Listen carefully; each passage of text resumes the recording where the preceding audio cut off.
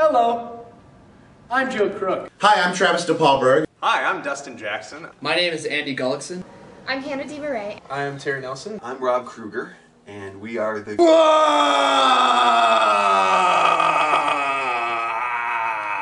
demented geniuses that are putting together Robot Lincoln the Revengeance.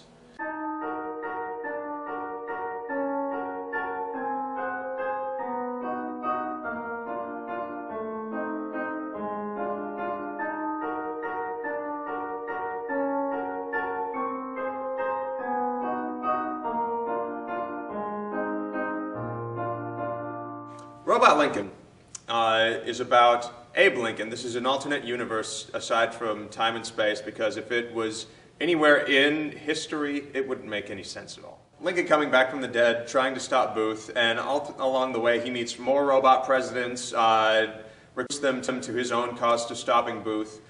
Booth has his own army of robot presidents, and that's basically where it starts. The plot really kind of goes off in several different directions, and we don't want to give too much away, because why would you come to see the show then? It's very, I guess we like to say melodrama meets deadpan. We have a lot of influence from shows like, say, South Park, and a lot of those irreverent kind of animated shows. What we're really trying to go for is kind of an animated feel in this show, but actually in live action. We're really looking to put on this show in a way unlike any other show that's going to be at the Fringe or possibly will be there for quite some time. One that's done on such a grand scale that hopefully will really impress people. I've tried to take, a lot of these things and just use the styles that I've learned about in my education, and then kind of twist them into a steampunk reality, taking Baroque and instead of using flowers and all these big flashy things, using industrial things like gears and pulleys and things like that, trying to just give it the feel that they're really going for. What I've tried to do with the music is, for the most part, recreate instrumental styles that would have existed around the time of Lincoln and Booth, but at a few points we just throw all that out the window for the sake of parody and fun and really have a good time. Spoofing genres, we have spoofs of certain songs. It's been really fun for me to write in the styles of certain composers. We take on some of the giants of musical theater.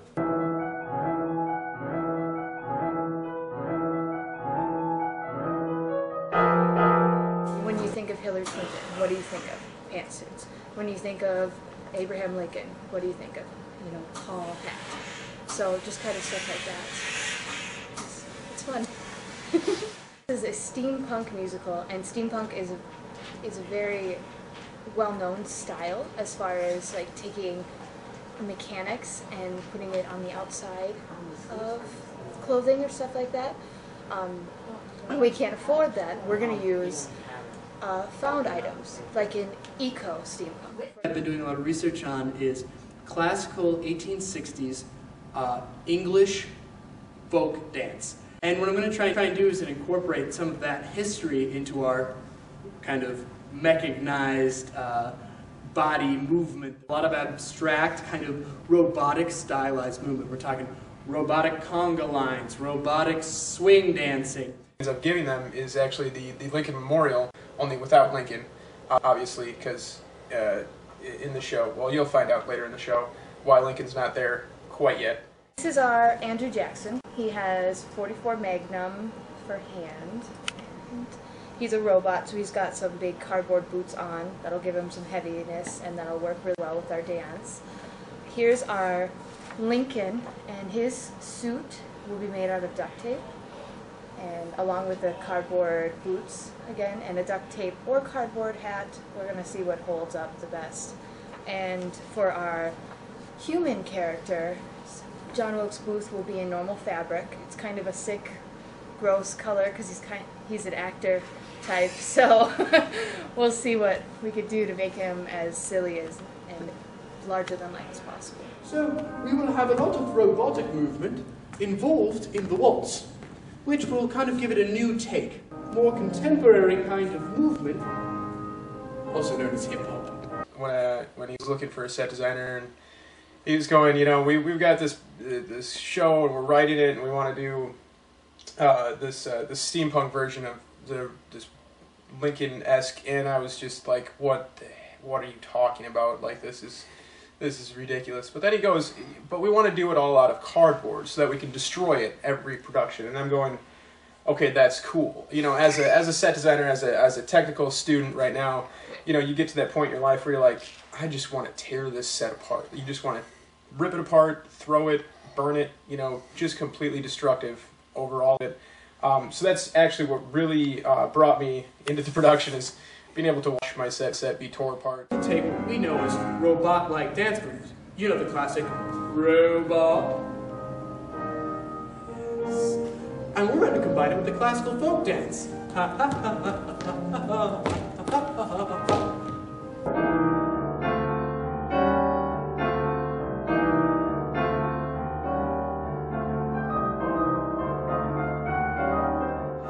Leonard Bernstein gets a little gentle poking, as does Men Without Hats and a few other composers. Doing for the actual show is orchestrating everything into a full orchestral score that will have violins, all the woodwinds, all the brass, percussion, and everything, and everybody will perform the show sounding like they're backed by a full-size orchestra, and in some cases a big swing band.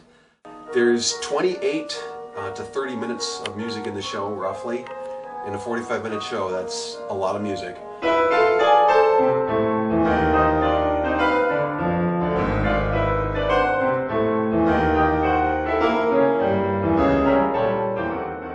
We really want this show to go places.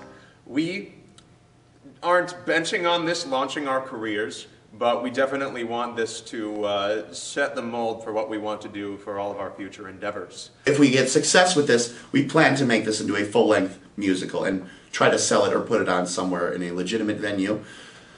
My job in this show is to take care of all the nitty-gritty nuts and bolts. Essentially all the things that your money would be going towards. I have to keep track of the actors, of the producers, of the tech people involved with this show. I have to have all the schedules done, I have to have all the budgets printed up, and right now I can't really do any of that unless we really get your help. So. Basically what we need your money for is for things like our sets, our costumes. We need to pay for transportation in order to get everything up from Mankato up to Minneapolis for the Fringe Festival. We're trying to get money together so we can pay our actors and designers, because we want to consider this a fully mounted professional show. This will be a great show. However, sometimes it's hard to tell people that this is a great show, to show them that this is one that's truly great. In order for that, we have to spend a lot of money on PR. We really have to,